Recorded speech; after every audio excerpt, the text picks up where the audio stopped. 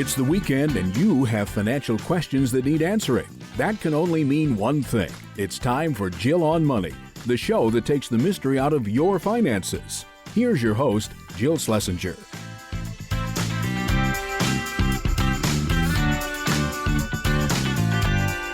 Welcome. It's the Jill on Money Show. We are so delighted that you are joining us. It's the first weekend of April. So, I know spring officially, but it always sort of fakes you out a little bit, April. It's kind of one of those weird months where you're lulled into thinking things are going to be great, especially here in the Northeast. But then you get hit with some horrible, sleety rain at some point in the month. Anyway, this is the program that is not a weather program. It is the show that attempts to take the mystery out of your financial life. And the way that we do that is we ask you to send us your financial questions. You can do that by going to our website, jillonmoney.com, jillonmoney.com. And all you need to do is click on the Contact Us button. A form will come up. It's a beautiful form. You fill it out. At the end of that form is a little question which says, would you be willing to come on the show to join us live?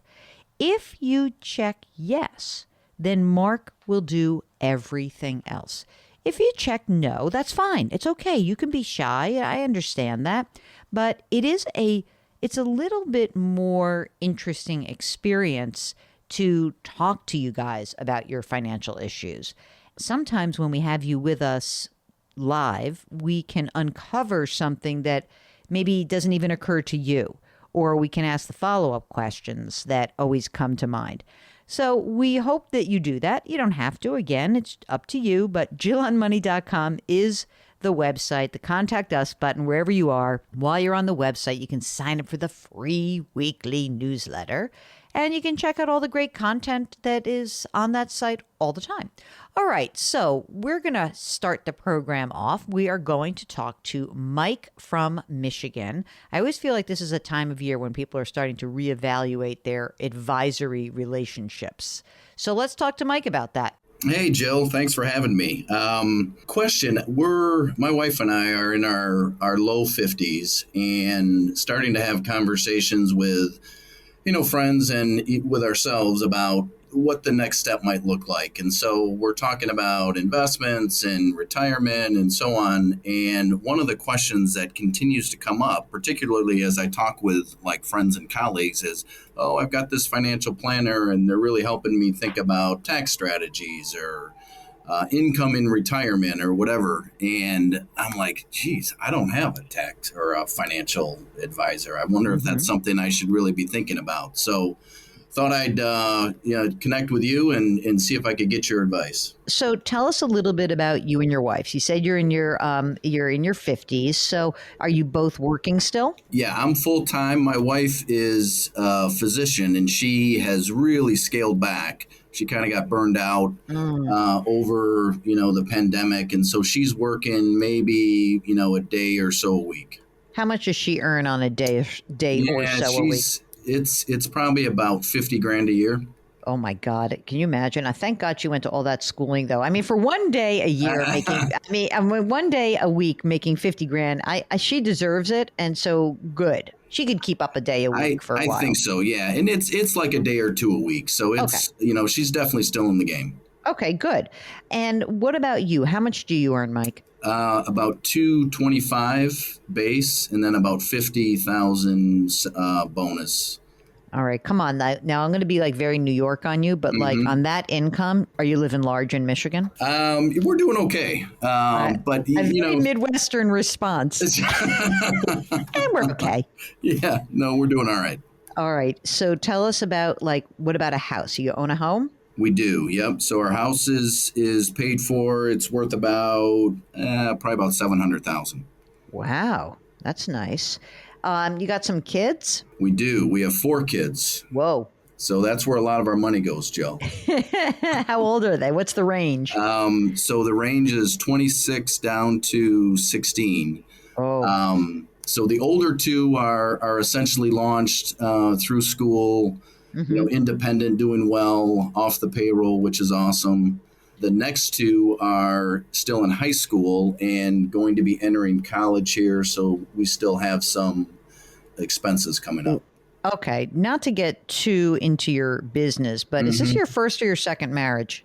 No, this is our first. Yeah. Okay, yeah, like he's like, yeah, no. So what's with the gap? I love it. Was this like because of training or what happened here? Yeah, no, it just we decided to have a couple more kids after our first two, so there's a little bit of a gap between. Oh my God. And I bet that listen, you know what always happens in these families, Mark? The older two are like, Mom and Dad were so strict with us when we were growing up. It's already happening, Jill. It's exactly right. And the younger two are like, Mom and Dad are never around. It's awesome. Like we just had a huge kicker and they were like, what can we do to help you out? You know, right? It's so funny. It always happens that way. We're living it. So now let me ask you this. The kids are in high school. Do you have money set aside for college or do you pay it out of cash or do you plan to pay it out of cash flow? Yeah, it'd probably be a mix. We've got about 150, 160,000 set aside in 529s and Coverdale. So an education nice. IRA. Yep. So we've got a little bit of money set aside for them.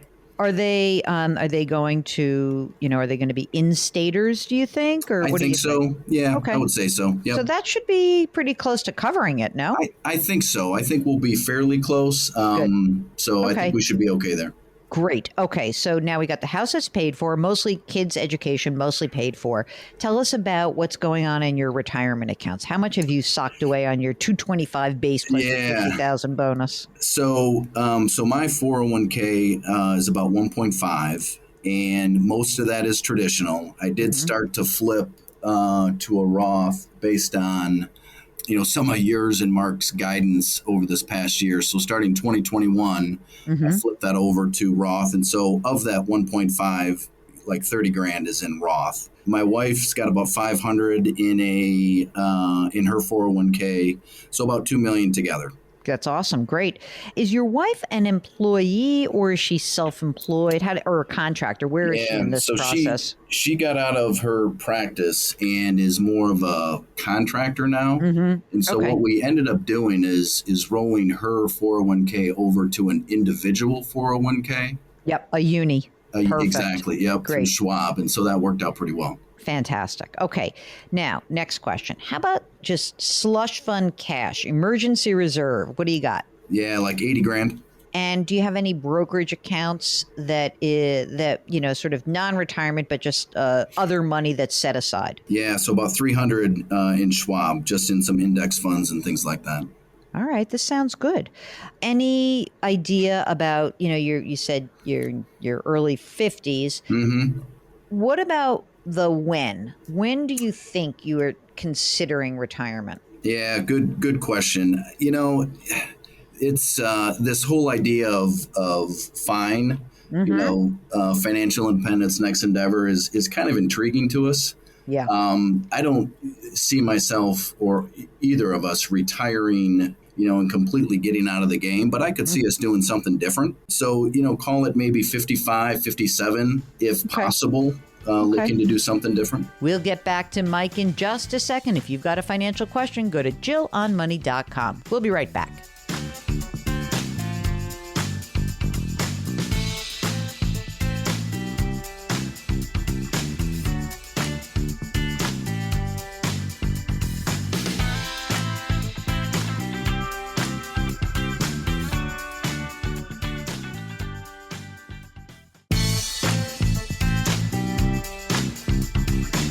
Back to Jill on Money, where Jill Schlesinger helps you take the mystery out of your finances.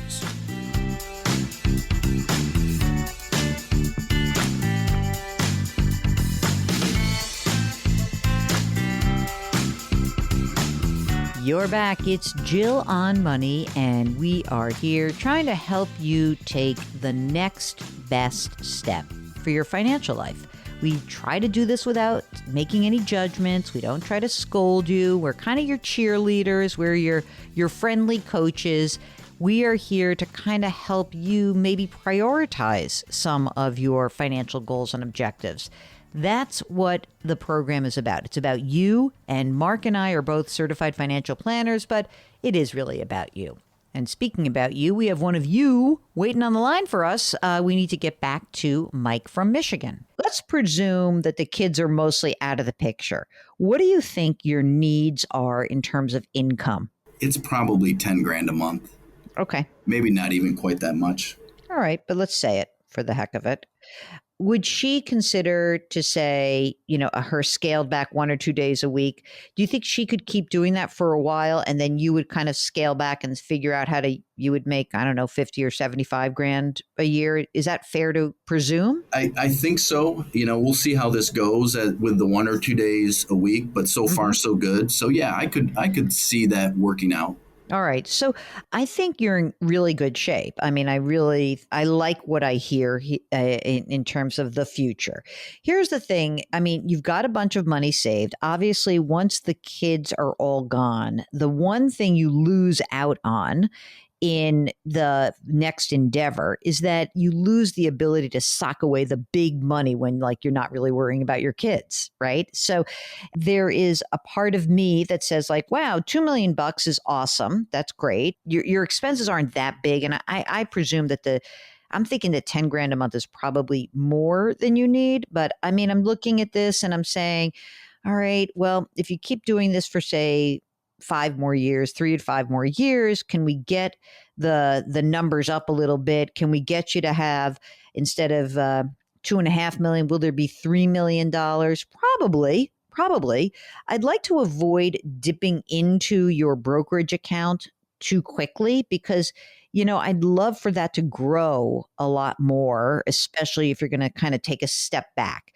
But if you had $3 million, right? And then on top of that, what we have to do is we've got to find a way to get you up to your full retirement age. Because have you looked at your Social Security numbers? Yeah, a little bit. So at full retirement, I'd be at about $3,300 a month, and my wife would be at about $3 grand a month. Yeah, I mean, so really what we're saying is this. I sort of look at this as 2 phases. It's sort of your financial independence, which could come as early as, 3 to 5 years. You need like a 10-year period where you guys are covering your expenses through whatever you do next. Okay. And that we don't dip into all that money you've saved. We need that money to continue to grow. Because if that's the case, at your full retirement ages, so 10 years after you have your next endeavor, right? You do it for 10 years. And then what we have is a good chunk of money coming in every single month just from Social Security. Then we've got money that you can access and let most of your money grow. And you're going to cover your needs. The way the plan doesn't work is if you say you retire a little bit earlier than you expect. So you say, oh, I can't make it to 55. I just got into a big ass fight with my boss and I called it quits. And then you say, I actually made a mistake. I can't really make 50 or 75 grand a year, Jill. It's not working. And my wife is banging her head against the wall and she hates being a doctor. And then all of a sudden, the $300,000 you have in the brokerage accounts, you start draining that. That's when this will not work. I promise you it will not work because if you spend that money, you're going to screw yourselves. Here's the thing. Now, getting back to, do you need a financial advisor? Yeah. Why does one need a financial advisor? You need a financial advisor to help you contemplate how to make big transitions in your life. That's one. And to run the numbers. Now, I can almost guarantee you that somebody would be delighted to charge you 5 or 10 grand to do what I just did in, the last 10 minutes. They're going to do a much better job than I'm going to do, of course. And they're also probably going to be more detailed, and they're going to make sure you have everything in place. Let's make sure we have a contingency plan that if one of you got sick, or how you're going to get your health insurance, they're going to do all that. Is that worth a flat fee of, say, 10 grand? Is it worth it for somebody to be managing your money for 1% a year? I'm not sure. You sound like you're very comfortable in the asset management part. I think that maybe you would want to talk to somebody about doing some a retirement plan or maybe you would talk to somebody about downshifting and figuring out how to pull money out of your accounts and have more of an income base rather than a growth portfolio. But I don't think you're actually there yet. So who needs a financial advisor is basically the person who doesn't want to do this kind of analysis, him or herself, and the people who don't want to manage their money themselves. And I was a financial advisor for 14 years. And I know that there are all different types of people who use that service. And I can justify doing hardcore planning work for lots of different people. But I don't want you to feel like you have to do it, because in some respects, if you're willing to work, and if you are willing, you and your wife kind of go into this together and say, like, all right, let's get these damn kids educated, and then let's figure out our next endeavor, and let's make it real, and let's really go through it. You will find lots of different places. Mark, what's the place where you can pay to do some finance from retirement planning? What's that called again? ES Plan. It's so what is it like a modeling thing or something? Yeah. ES Planner is what it's called. Okay. ES Planner. And it's on our website. I think it's under the resource section. And it sounds like you'd be into this, because I think, it is designed for financial planners on one hand, but also for real people. And so it can give you an approach to doing this stuff where you can really start modeling different scenarios. And I think that's helpful for someone who's in the situation that you're in, which is we want to be able to do something different, but we're not leaping before we do our homework. Right. And if you're willing to do that, man, like, you don't need a financial advisor. Do it yourself. Good to hear. That's great. No, I really appreciate it. Hey, one other question too. Yeah. I flipped from on my 401k from traditional, to a Roth. Mm-hmm. What do you think about that? Is that a good decision, or should I even get out of the 401k and just dump it into, more of a after-tax brokerage account? I like having the Roth. I think that's good. I mean, you're in the 24% tax bracket. I think that's fine to keep putting money away in Roth. If all of a sudden your wife or you have a little extra money, throwing it into the brokerage account could be helpful, just giving you a little bit of more confidence if you needed money before age 59 and a half that you could get it. So I think that that's fine. Like some mix of both of those things. Maybe if your wife doesn't want to make herself so crazy with the Uni 401k, because you get it, or if she's making a little bit of more money, maybe she's not making 50, maybe it's more like 80, maybe some in the 401k, some in the brokerage account. Okay. All right. That's good. I like and that. Then the last thing that I have to be a nudge about, you got estate documents done? We got them. Oh, thank God. I know he's like, I just finished it, so I knew I was going to call That's this exactly chick. Right. And if she asks me this question and I don't have it, I'm going to feel like a ding dong.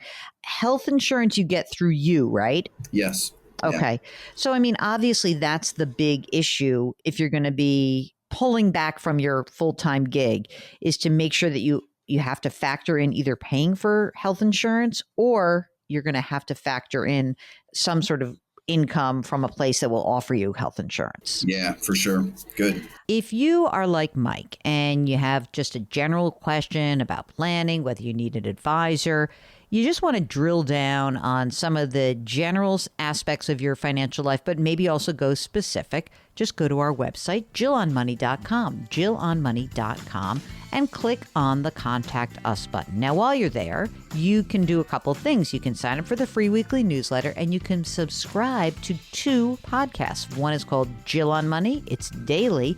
And the other is Eye on Money. Okay, everything right there for you at jillonmoney.com. We'll be right back.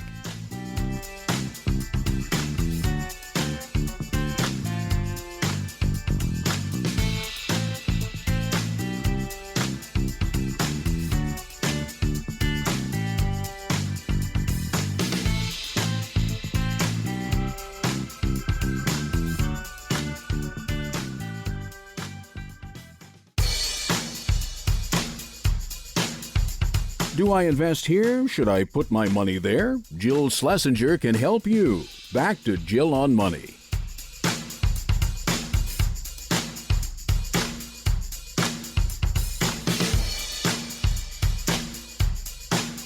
You're back. It's Jill on Money, and we're here answering your financial questions. Next up, it's Alison from Pennsylvania. Hi, Alison. How can we help you out today? Hi, Jill and Mark. How are you? I am actually going in the process of going through a divorce, and we are splitting pretty much everything 50-50. And I was feeling very good about my retirement situation sort of pre-divorce. And I just wanted to check in and make sure, as I tackle this on my own going forward, that I'm still in relatively good shape to, do what I had planned to do in retirement, even without sort of his part of the equation. Okay. So first of all, Allison, how old are you? I'm 46. And do you have kids? I have 3 kids, 7, 13, and 15. Do you own a home right now? I do. I purchased a home a little less than a year ago. How much is it worth? It's worth about $450. And do you have a mortgage outstanding? I do. I have a mortgage for about $350. This home, you're going to stay in this home post-divorce? Is there going to be any selling or any having to buy out the partner, your future ex? No. So we sold our home already, and we have, as we sort of work through the finalizing the divorce right now, we have about $200,000 in profit from the home that we sold that's just sitting by itself in an account somewhere. So that $200,000 will be split 50-50? Yes. Okay. So there's $100,000 of home proceeds that's out there. Okay. Got it. Now, next, is there money set aside already for the kids for 529 accounts? All 3 kids have 529s. They're different just based on their ages. So the oldest, the 15-year-old, has about $130,000 in his. My 13-year-old has about $90,000 in hers, and then my 7-year-old has about $30,000 in his. That's great. So how did that money accumulate? Do you guys make piles of money together, or do you have very wealthy and generous parents? No, there are no grandparents involved, but he and I are both relatively high earners. Okay. So how much do you earn, Allison? So I earn about $220 as my base salary, and my bonus is highly variable year by year. So this year it was very generous at $100,000 or a little less than $100,000. But on a year-to-year basis, I would say I could count on 50. All right. Well, that's great. And right now, in terms of your retirement assets, is one of you a much larger earner than the other? In other words, will you be entitled beyond the home proceeds of $100,000 that is yours and you will get? Will there be any qualified domestic relations order where you're going to get a piece of his retirement or he will get a piece of your retirement? So right now, we've essentially agreed to split everything 50-50 because our earnings are fairly well matched. Oh, okay. And we've pretty much split everything up until now, right? So where that will come down to is sort of where money comes out, right? So for example, he has money in stock for his company that is just going to be easier for me not to touch, right? But I might get more of our joint investment account because of that. Right. So I think on the whole, it will be relatively 50-50, but how those materialize in terms of individual accounts might differ a bit. In your own retirement account, what do you have? Do you have a 401k through work? Yeah, I have a 401k rollover for my previous company that has about $800,000 in it. So that's just an IRA rollover, right? It's a 401k rollover that now I contribute $6,000 a year to. It's an IRA rollover and there's $800,000 in it and you contribute $6,000 a year. Yes. Okay, got it. I also have a 401k for my current job, but it's a relatively new job, so it only has about $20,000 in it. Okay. And do you have any Roth assets? No. Any brokerage account assets that is in your name only? I'll deal with the joint in a second. Not in my name only. Okay, now let's talk about the joint account. How much is in there? So our joint investment account has about $1.6 million. Got it. Okay. Is it mostly in stocks, bonds, index funds, other funds? What's going on in that account? It is, I would say, 90% stocks and probably 5% bonds and 5% cash. And when you say stocks, you mean individual stocks? It's professionally managed, which is a whole other conversation. Professionally wait a second. Are there air quotes around professional? There are air quotes around managed. Oh, I love it.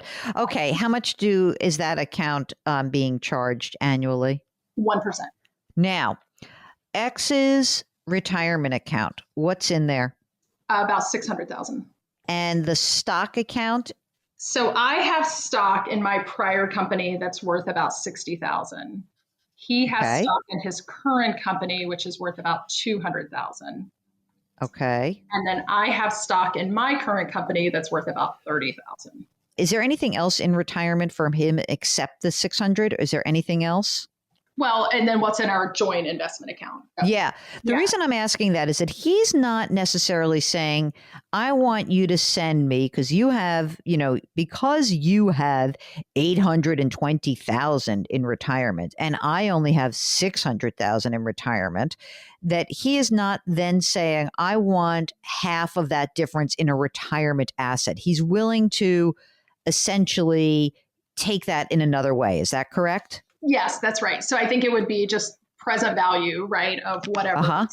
So right now, in terms of retirement, you owe him 110, but in the stock, he owes you 55. So we can get this done pretty easily. So this is not going to be a problem at all.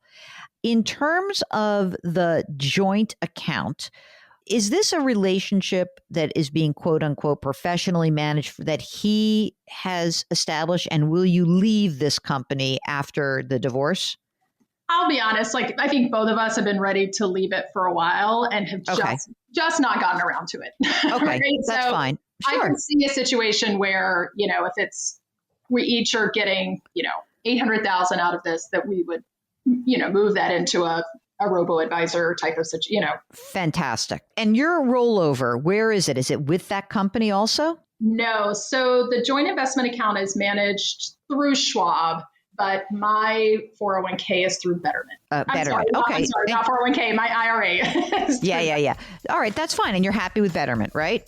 I am. We'll get back to Alison in just a minute. Hey, during the break, just go to JillOnMoney.com and bookmark it. It's just that easy.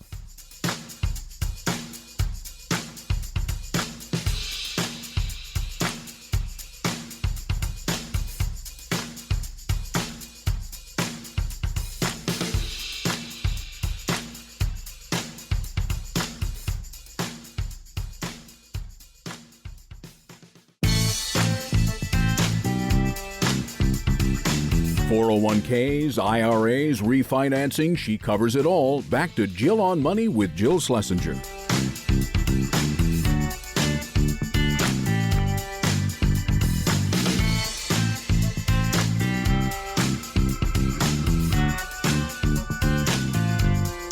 You're back. It's Jill on Money, and we are talking to Alison from Pennsylvania. So now, how much are you putting into your retirement contributions right this second on your, let's call it your 270,000? Are you maxing out? I do max out, and my company has a 3% match. How do you feel about, you now have this home, you're carrying the mortgage. How has your cash flow been maxing out the 401k, paying for the house, like being on your own? How has your cash flow been? It's been fine. I'm not a big spender. We don't have, our kids aren't in private school or anything like that. So I would say my cash flow has been probably higher than I anticipated, but still manageable. And you guys are going to split custody with the kids, right? Mm-hmm. Miss Amicable. Mark, this is what amicable sounds like, as opposed to me, it's quite amazing. Yeah, I know. You seem so nice. Like everyone's so happy. It's like a happy divorce. It's really, there are happy divorces. It's just, a different concept that I'm used to, but it is true. I'm not happy, but amicable is the right way to put it. No one wants to end a relationship. That's not a fun thing. So I get that. So I think you sound to be on perfect track. I mean, in terms of the money for the kids in college, what do you think is sort of the generalized game plan about that? Do you want to keep putting money in at least for the little one, or how are you going to manage that between the two of you? Yeah, I mean, the expectations we've set for our kids are we will cover 4 years of in-state tuition. Anything beyond that, you're on your own, or anything under that, like you can save that money for grad school or whatever, right? So yep. I don't really anticipate we'll be continuing to contribute to the older two kids, right? We're just going to let the market take care of that. And then for our younger one, we haven't really talked about it, but I anticipate that we will both contribute up to a certain level Right. At least for a couple of years. Maybe you Yes. do that at the moment where you're splitting up the joint account and you both say, all right, let's put 16 grand in for each of us out of that account. Like you can fund it and maybe even you do it before you get divorced. Yeah, just like get it done. And then if they need more, you can top it off later. So from that point, in terms of your general cash flow, the only thing you really need to be worrying about is putting money away for retirement, right? And making sure you have a nice emergency reserve fund. So in the home proceeds money, that $100,000 that's due to you, do you have some money right now that's in safe emergency reserves? Yes. So I have about 50,000 right now in an emergency, just in savings. Okay. I feel good. I mean, I probably put, I don't know, 1,000 to 2,000 in that a month. Well, you'll have the home proceeds. So what do we think The home proceeds, I would put just right into my investment account. You're fine with that. Okay. Because I was going to say, you can just top off your emergency reserve fund and not save it every month. Yes. You could just take that money out, but it doesn't matter. It really doesn't matter.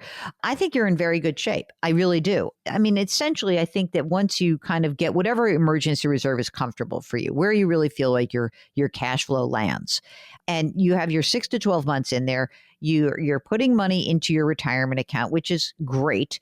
You've got your home mortgage interest deduction. So, look, the big difference is that you're going to now be in sort of on your own, your tax bracket, depending on whether you have a huge tax year or not, will be, dependent on that bonus, right?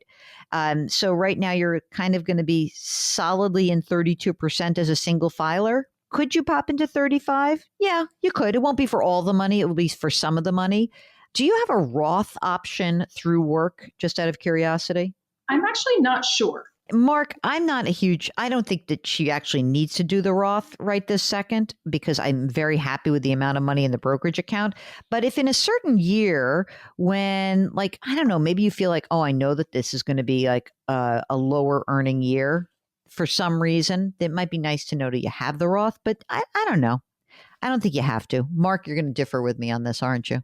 I'm sort of agnostic because she's going to have 800 in the joint brokerage account. I kind of just want to see how you're doing.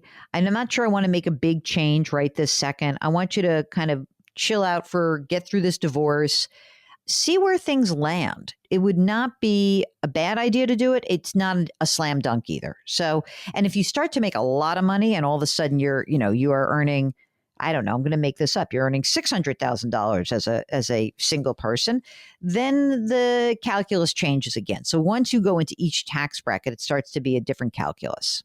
Is there anything else? Are there life insurance policies? Is there anything else that's out there right now? There is. So we do have an Airbnb property that has really increased in value quite substantially during the pandemic. And we're both very hesitant to sell it right now because just the property values at the beach are going a little nuts. So we owe about $400,000 on that property. It's worth about $900,000 now. Yeah. And it's an income producing property. So it's not a lot of extra cash, but it does pay for itself. Right. And then I would say it pays for itself probably plus $10,000 a year in income. So it's not a ton of money, but we do use it. We use it, and our kids use it, and our families use it, but we rent it for most of the year. We'll get back to Alison in just a minute. If you've got a financial question, just go to JillOnMoney.com and click the Contact Us button. We'll be right back.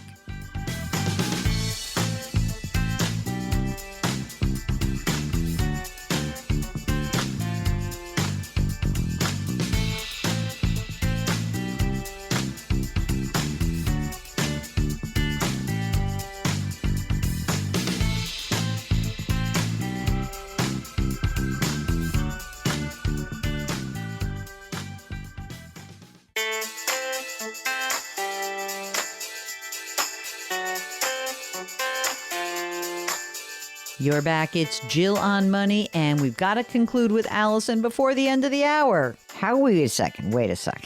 By the way, I love that you held back on this. It's very funny. We have nothing else. So that's it. Okay.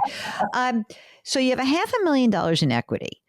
are we really to presume that you are, are you going to share it? Like, has this come up yet in the conversation around the divorce? It has. So I would prefer to sell it and sort of clean break, even though it's tempting to keep it, right? Just from a financial perspective, it feels smart to keep it. So it's a little bit of it's an issue we're still working through. Let's put it that way. I want it gone. I want it gone. First of all, I don't like having contingent liabilities that are joint and several when I'm divorcing. I don't like that at all. I think that's a bad thing to have. And as amicable as it is right now, I don't know what's going to be in the future. What if all of a sudden it's like something weird happens and now you're both on a loan together? I don't like that. I really don't. That's where so if he wants it, I have an idea. I have a great idea. You want it, babe? Tell you what. You can buy me out. Just say to him, you know what you're going to have to do is he's going to have to refinance it because I don't want your name on that liability. So he's going to have to buy you out. And if he wants to refinance the property and put it in his own name and that's it. Go rent something at the beach and have some fun that way. If he really wants to buy you out, he can use money from the brokerage account to buy you out. But you have to get off that note. You cannot be on that note. A lot of times in a divorce, what happens is this is like very problematic. You say like, oh, I understand he wants to keep it. Don't worry. I know the mortgage rate's higher now. I'll stay on the loan. No, absolutely not. Absolutely not. I want you off that loan. Sounds serious, don't I? You do sound serious. It's the one part of this plan I didn't like, but that's it. The amicable thing to do is even if it's a great asset, you get rid of it and you say, let's move on. Come on, honey. Love you to death. Go enjoy your life with your new girlfriend or boyfriend. And I'll do the same. Just not at my beach house. Exactly. That's the other thing. I just think it's weird when we share things like that. I don't know. I want that gone. And by the way, once you get the $250,000 from that, pop it in the brokerage account. Okay, if you, like Alison, are going through a big life event, get in touch with us. It's JillOnMoney.com and click the Contact Us button. Okay, one more hour to go. We'll be right back.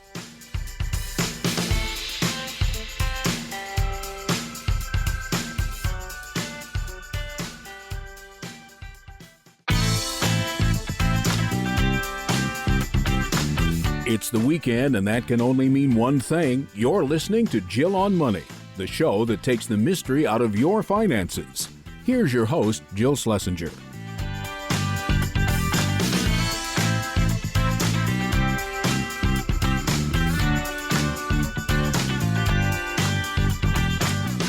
You're back. It's hour number 2 of Jill on Money, and this is always fun. We've got a couple who wants a little financial advice. So here we go. It's Thelma and Louise on the line from California. Ladies, welcome to the Jill on Money Show. How are you?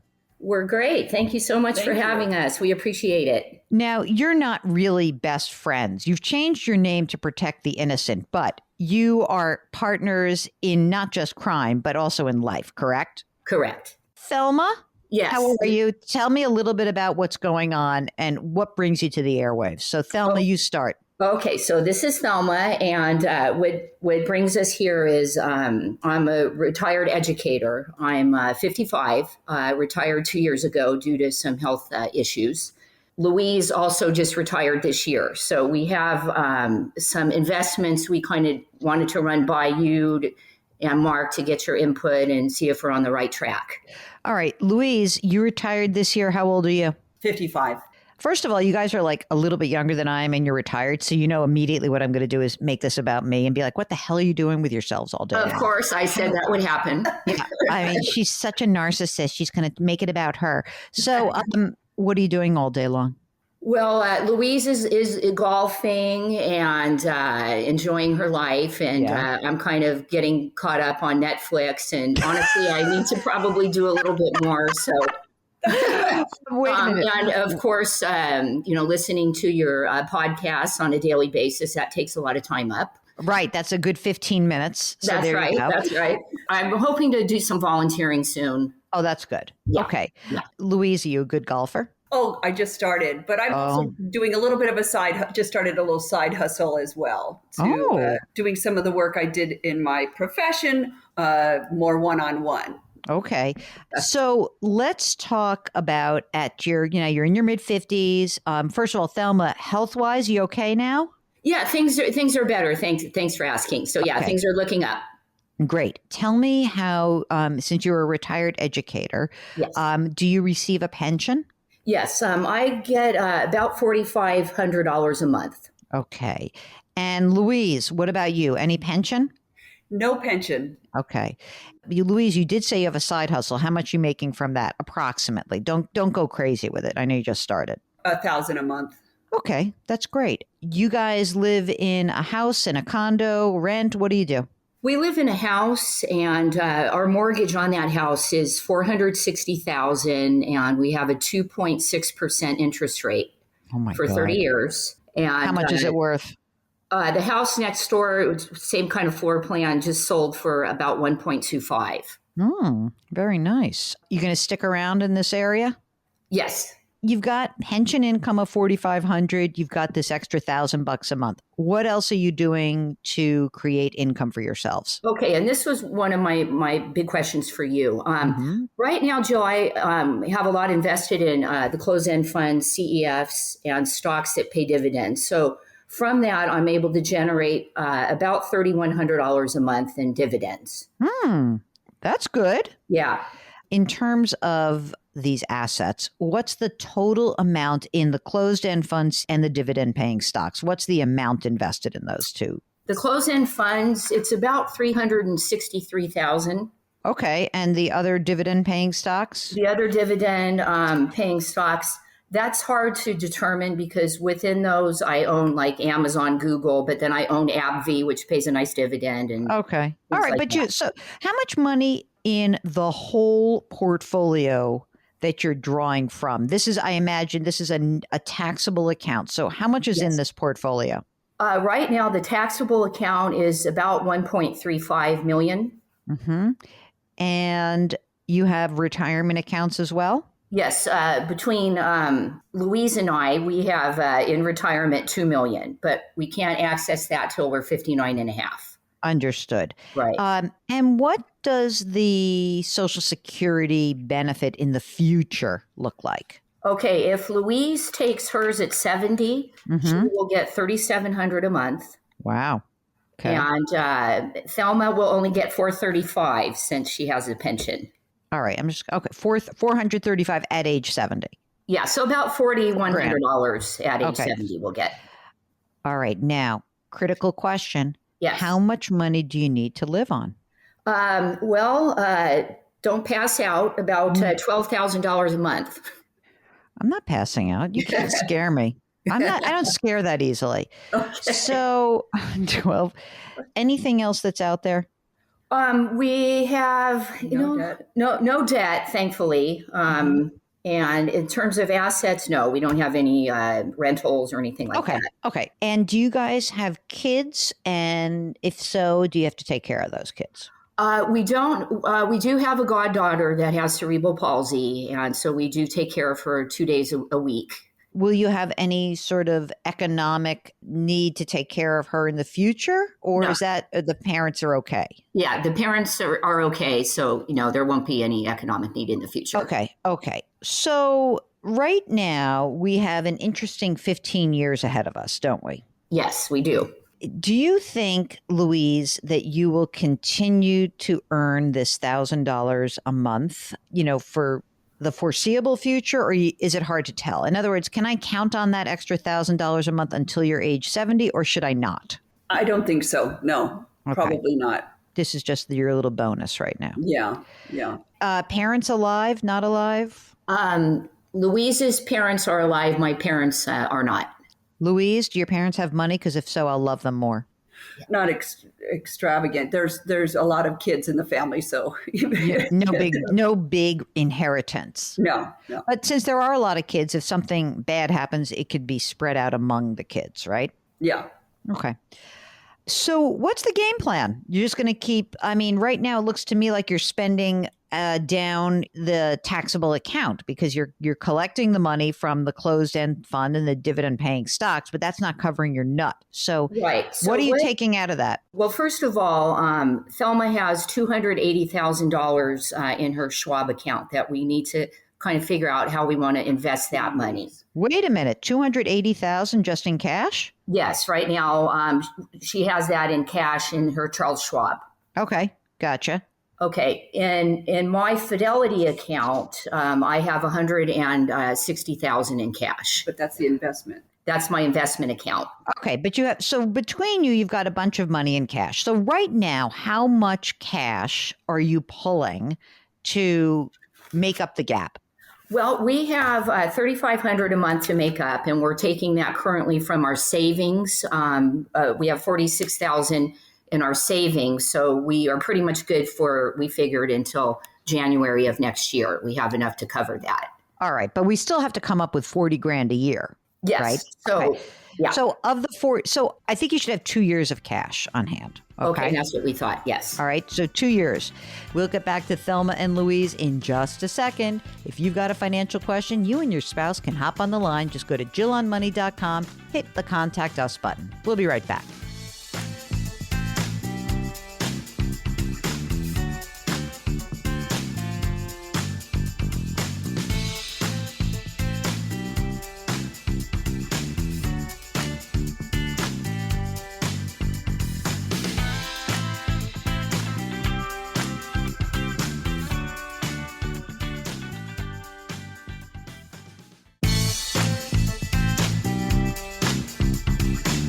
Back to Jill on Money, where Jill Schlesinger helps you take the mystery out of your finances.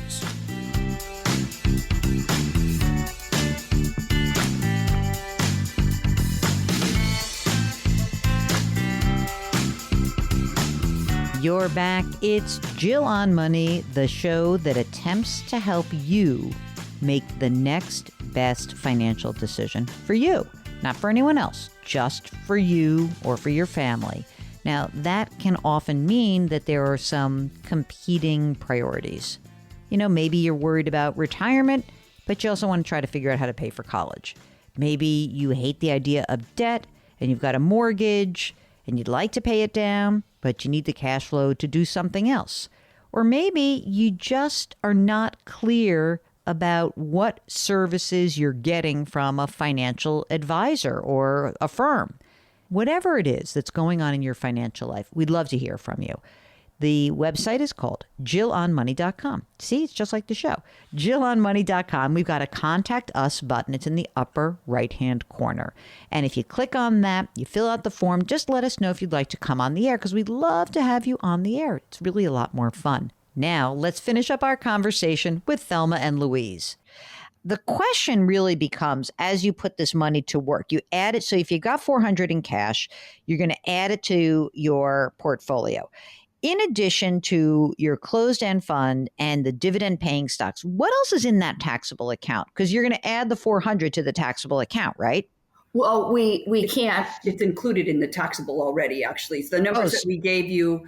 Oh, so of the 1.35, you've got a bunch of cash in there. Yeah, 160 of that 1.35 is in cash. And then Thelma's, she can't take out, or Louise, she can't take out until she's 59 and a half. And that's the 280,000. That's the 280. Okay, now I got it. So we can't touch that. Okay. What do you mean with the Schwab account? What is that? 280 grand. Is that a rollover? What is that? It was a rollover. Gotcha. All right. So tell me, beyond the 160 in cash and the closed end fund and the dividend paying stocks, what else is in this account? A lot of, Jill, large cap. I mean, Amazon, Google, Facebook, Salesforce. Just individual stocks. Yeah. So I have quite a bit in growth stocks, the FANG names, if you will. Yep. Other than that, I have my CEFs in there. But yeah, so stock-wise, I have a lot of the FANG names. So you don't own any funds and you don't own any bonds, correct? The CEFs, we have $200,000 invested in bonds, and that comes from some of our CEFs that are bond funds. Okay. So now we've got like 4.5 years to get through. So the next 4.5 years, we need to make sure that every single year that you are using the money in this account to finance the gap, right? Yes. So we need, let's just call it 40, let's call it 50 grand a year, because there's probably going to be taxes that are going to have to eventually be paid. Yes. So now we need, of your 1.35, we need 5 years times 50, or 250 grand is going to just poof go away. And let's even consider that by the time you're 60, you're going to have $1 million. I'll make it easy like that. Let's use some round numbers. Okay, so now from 60 to 70, what we need to think about is you guys will be able to pull money from this account, and you're going to pull somewhere around, as you said, 30. You're going to try to get to 40, but you're going to try to get you're going to try to reallocate every year. And when you do your rebalancing, you're going to have to take probably some sort of tax hit, and you're going to have to free up the money you need so you always have 2 years in cash. Yes. That's going to be your game plan. Okay. I mean, I don't have a big problem with the closed-end funds, really. It's just that, like, depending on what's happening in the marketplace, you could be forced to sell certain things at a time where you might not want to. So you're going to have to be rebalancing with a real critical eye. Okay. And that means you're going to have to be careful. Like, this is going to take a little bit more, this is a little bit trickier than the normal decumulation plan. Okay. Okay. Now, you have enough money to do this. You really do. Even if the entire taxable account were to become depleted before age 70, you still have a pile of money. You're in good shape. So one of the things that you might want to think about is, if you have cash in a rollover account, you should get that invested. You can't really take that money right this second anyway. It seems to me you would just sort of follow a diversified portfolio. I wouldn't be a stock picker. I'm not a stock picker, so I'm not going to be able to help you with that. I'm going to tell you that if you just, keep your life simple and you throw some index funds into an account, you're probably going to stay out of trouble. You mentioned that retirement accounts together were $2 million. Is it split equally, or is there some slight disparity? It's 800,000 for Thelma and 1.2 for Louise. All right. So, I mean, look, how are you investing that retirement money right now? Are you also playing the stock market with that? Well, that's the thing. So for me, I have the Fidelity Contra Fund, the Fidelity Growth Fund. So it's entirely, and thankfully, obviously, it's done very well, but it's very centered in growth. Yep. And then Louise has about 150,000 in mutual funds right now. We're trying to spread it out between emerging markets, small cap, and maybe value. But no bonds. You guys don't like bonds? Are you bondists? We're bondists, yes. We're bond adverse. Again, the CEFs, we have 200,000 of that is invested in the bond funds. Yeah, but that's just light. I think you should start to get some money, and you don't have to do it immediately because you're not touching this money. You have the money in the taxable account, right? We have cash available. But what I'd like you guys to be thinking about is you need to have some fixed income investment that's going to start driving some income. And so even if you didn't do a ton, for example, in the Charles Schwab account, there's 280 grand. You could potentially right now, you could say, you know what we're going to do? We're going to put 20 grand every month into, a bond fund. And then we're going to put 10 grand into, an international. It doesn't have to be emerging stock. Calm down with that, because the emerging markets are going to go absolutely haywire right now because of the war in Ukraine. Get into some sort of mode where you decide what your allocation is going to be, dollar cost average into that, and maybe you're going to dollar cost average over the course of the next year or 2 years, but pick your assets and get that money invested, because it's doing no good for you in cash. And then what I think is important is that as you are looking at expenses and going forward, what you cannot afford to do is blow too much money in the next 15 years. Because what is going to be kind of tough for you guys is you have a pile of money, but you spend a lot of money. And it seems like you have all the money you need in the world. I know that. I know that it feels that way. But I want to be clear that for every $1 million you have, you can count on about 35 grand a year. Okay? That's about it. You got $3 million by the time you're 60. That's great. That's like 90, 100 grand a year. Perfect. But you have to pay tax on a bunch of that because 2/3 of your assets are retirement assets. So we want you to pull that money out, but you got to pay tax on it. And all of a sudden, if you're like, oh, we're not spending 12 grand a month, we're spending 16 grand a month, the money is going to disappear on you. It will happen fast. So these are very critical years. So 3 different phases, 55 to 60. Right? So that's just, you got to be careful with your taxable account. You're going to have 2 years of cash always on hand. When you get to be 60, now we're going to start pulling money out, the cash you need, you're going to start pulling out of your retirement accounts, because from 60 to 70, we want you to start pulling money out of those accounts, paying the tax that's due, and using that to fund your gap between the pension and what your needs are. Then once Social Security kicks in, you guys are in awesome shape. But that's 15 long years from now. And I hope you have a good time, but not too good a time. Okay. It's an interesting situation because, ideally I would not have had all of this taxable account in individual stocks. You're there because that's what you've chosen to do. And it's probably rewarded you incredibly well. And by the way, being so growth oriented has also rewarded you incredibly well. I just want to make sure we're more careful in the future because we need this money to last you, not just for 15 years, but for probably 30 or 40 years. If you would like to come on the air with us like Thelma and Louise, just go to JillOnMoney.com, click the Contact Us button. We'll be right back.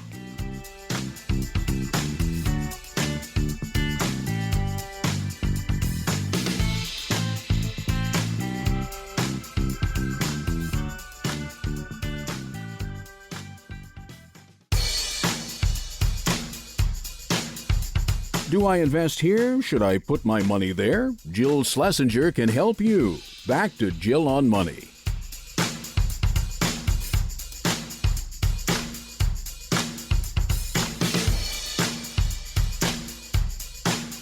You're back. It's Jill on Money. Let's get to the next listener. It's Emily from New Jersey. And Emily's husband is theoretically listening in, but I fully expect to snake him into the process. What do you think, Emily? Can I do it? There's a possibility, although he just zipped his lips. Uh-oh. Zip lips for Mr. Emily. Okay. What's going on, Emily? How can we help you out? Well, would you like the good news or the bad news first? I'll do good news. I need some good news today. All right. Well, the good news is we read the book that you wrote, The Dumb Things Smart People Do With Their Money. Excellent. And on page 212, you have a lovely list. We have set a date night to review. We have a will, we have a power of attorney, we have advance directive, and we just bought an exercise bike for in-home spinning, and we're looking forward to the classes you recommend. Oh my God, that's fabulous. Are you doing the Peloton? Are you getting the app? What are you doing? Yeah, I'm going to get the app. Okay, so the app is good. First of all, congratulations on the estate planning. Thank you for that. I am going to tell you, as I have said often on this show, that I am a power zone person. So that means my number one super favorite instructor of all time is Christine Dare-Cole. And I love Matt Wilpers and I love Dennis Morton. So those are my 3. All right. What's the bad news? I got the good news. What's the bad news, Emily? The bad news is that I have brain freeze. I have FOGB, fear of going broke, when I look at our money and where we're going to draw from for retirement. I'll give you all the specifics. We are also afraid of that bad news topic that you don't want to go to, the war impact and what that's going to do. Mm-hmm. But we were a little bit late to the Roth game, and we're a little bit late to dividend producing stocks. So I can answer your questions about what we have where, and then hope you will help me with what we should pull from where to live on. All right. Emily, how old are you? I am 61. How old is that man's voice that's out there? 67. There he is. There he is, 67. Are you guys still working? Are you retired? What's happening? He is fully retired, and I am in gap year mode and considering full retirement. What does that mean, gap year mode? Meaning that you gave your notice and you're not sure if you're going back, or like what? What does that actually mean?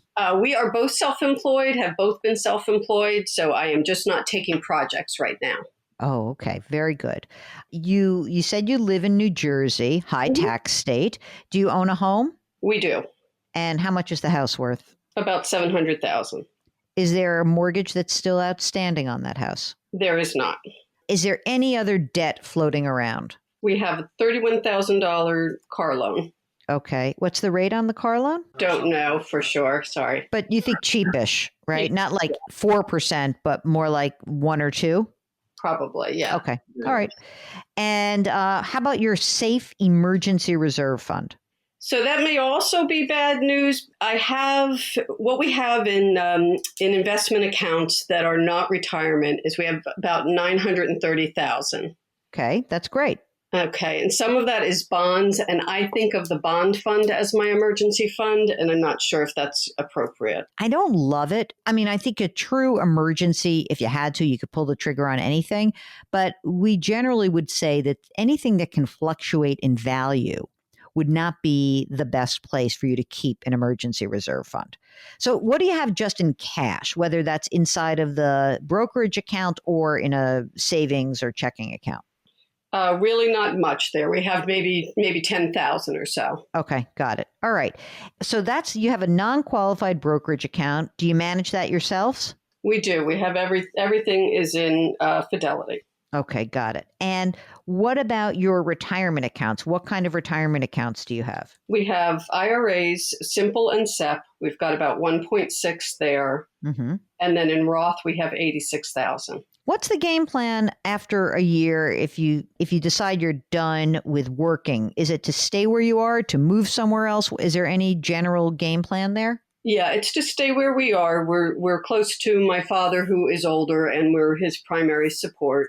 Mm-hmm. We have downsized. We'd had two houses, and we downsized to the one. How about Social Security? Has Mr. Anonymous over there claimed Social Security yet? He has not. We're hoping to wait until 70, and at that point, he would get $2,900 a month. When I'm 70, I would get $3,600 a month. How much do you guys need to live on, for real? Right now, because we're in a new house and we're doing projects on it, we're spending about $10,000 a month. Or I'm budgeting $10,000 a month, and that includes our vacations for the year. It includes, the trees that are going to come down and all of that sort of work. All right. That's not bad, though. What are you doing for health insurance right now? I mean, Mr. Mann has got Medicare. What about you? He does. I am paying about $700 a month for health insurance. You're like, can't get to 65 fast enough, huh? That's right. That's right. There are a few times in your life where you want to actually age faster. Mm-hmm. One is your late 40s where you're like, please let me get to be 50 so I can put more money into my retirement account. The next time is let me get to 59 and a half so I can pull money out of my retirement account. And then the next time after that is please God, let me make it to 65 so I can claim my Medicare. Okay. So you got a bunch of money. What's your best case scenario for how life goes in the next, few years?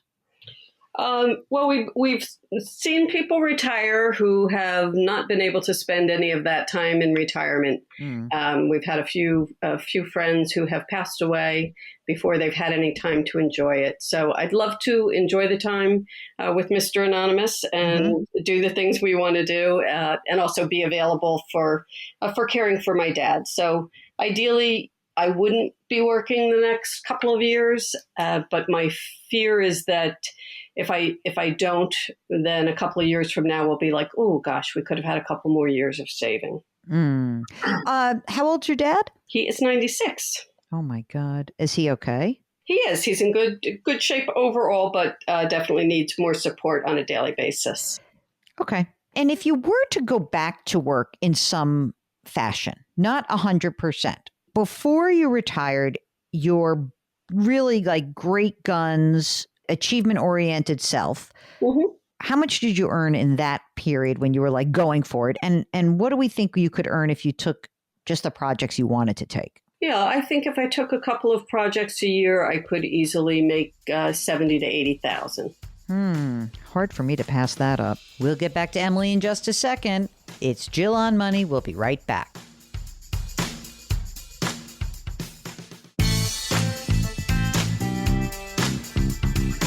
401ks, IRAs, refinancing, she covers it all. Back to Jill on Money with Jill Schlesinger.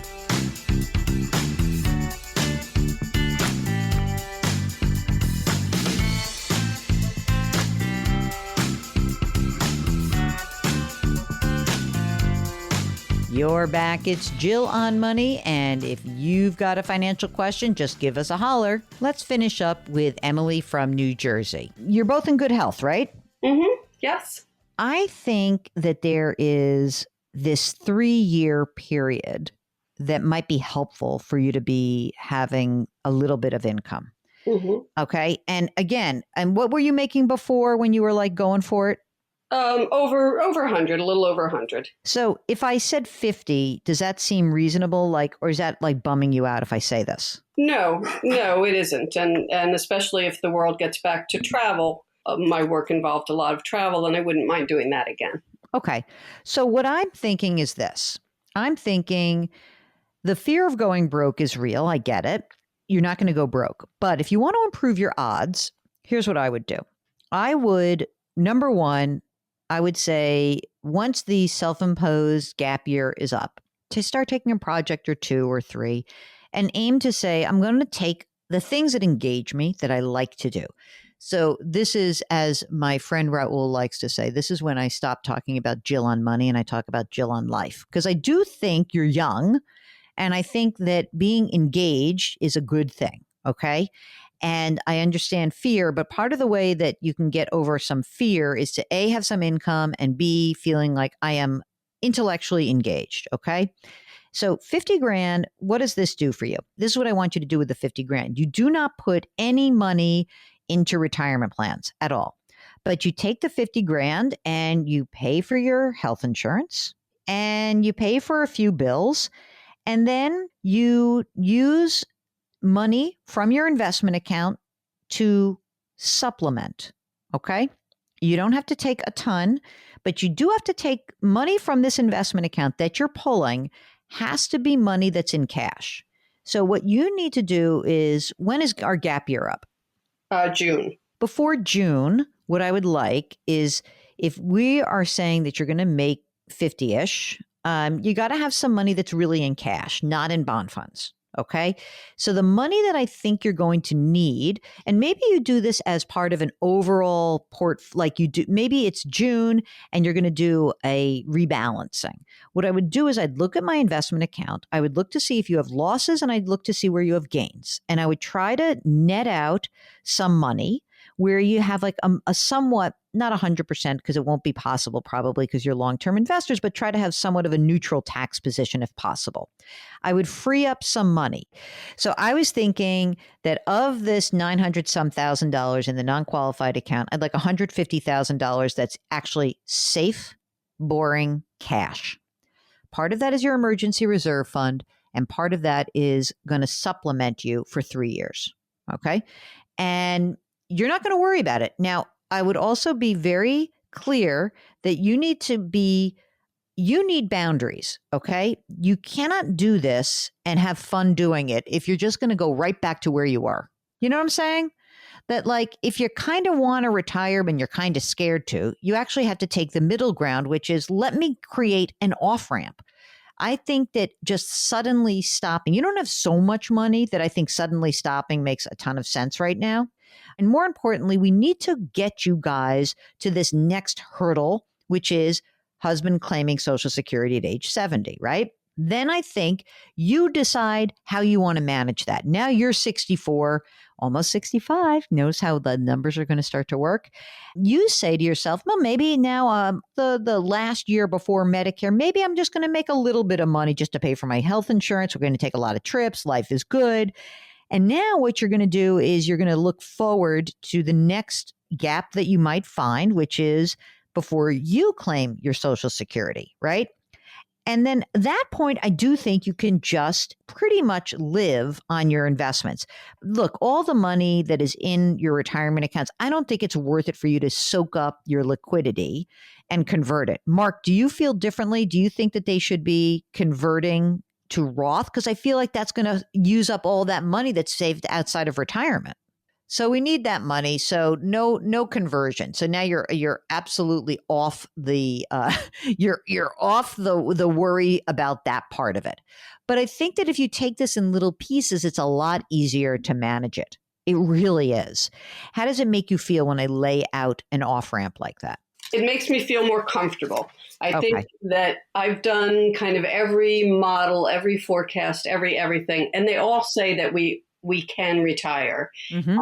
But I do know that we like our projects, and our projects mean renovating a bathroom, renovating a boathouse, it's hard for me to spend the money that we've got in savings because I'm a saver. Mm-hmm.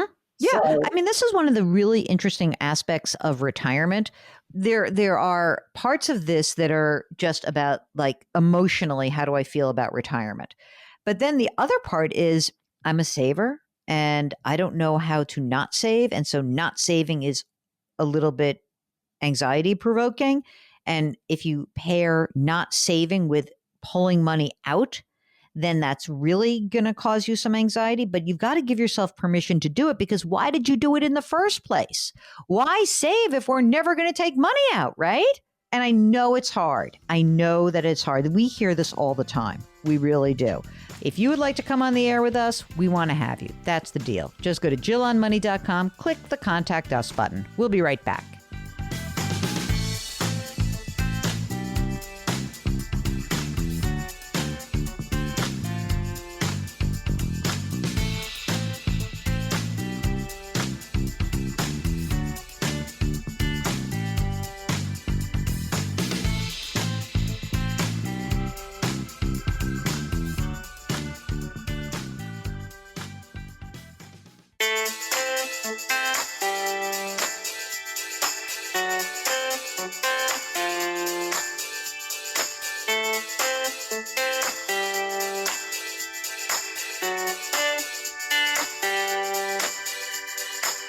You're back. It's Jill on Money. And before we end the program, we're going to answer one more of your questions. This is from John, who's got just under $1.5 million in his IRA. He says, I got Roth, 401k through my own business. I've got about $730,000 in a taxable account held jointly with my wife. My wife has $500,000 in an IRA and about $60,000 in a Roth. She has 401k money, too, through our S Corp. We've got $800,000 in cash. They own their home, they own their business, they own property, no debt. Should he convert monies in the IRA to a Roth? I mean, I don't know your tax bracket, so let me just start with that. But presuming that you could do this slowly because you have the cash to do so, I'm thinking that this could be a good idea for you. You don't have to do this all at once, right? So slowly but surely, sure. But you also don't mention how old you are. So I'm kind of wondering that. I'd love some more details. We would be happy to take you through the process of what it would mean to convert and maybe some strategies to do so that you can do it in a year where you have a lower amount of income. Since you're a business owner, I'm wondering if you can control some of your income. That happens to be one of the best aspects of owning a small business, but it may be a really mature business and you can't. So I get that as well. So I would love it if you could follow up with us. This one's tough because there's a lot of nuance in the conversion question alongside the question of being a small business owner. So a little more information would be very helpful. Okay, that's it. That is the program. Our music is composed by Joel Goodman. Mark Talercio is the most excellent executive producer in the entire world. If you've got a question, just go to JillOnMoney.com, hit the Contact Us button. We'd be happy to field that question. We like to end the program to remind you to put your hands metaphorically on someone's back. Someone needs a little bit of a little pick-me-up, okay? And so do that. All right, thanks for listening. We'll talk to you next week.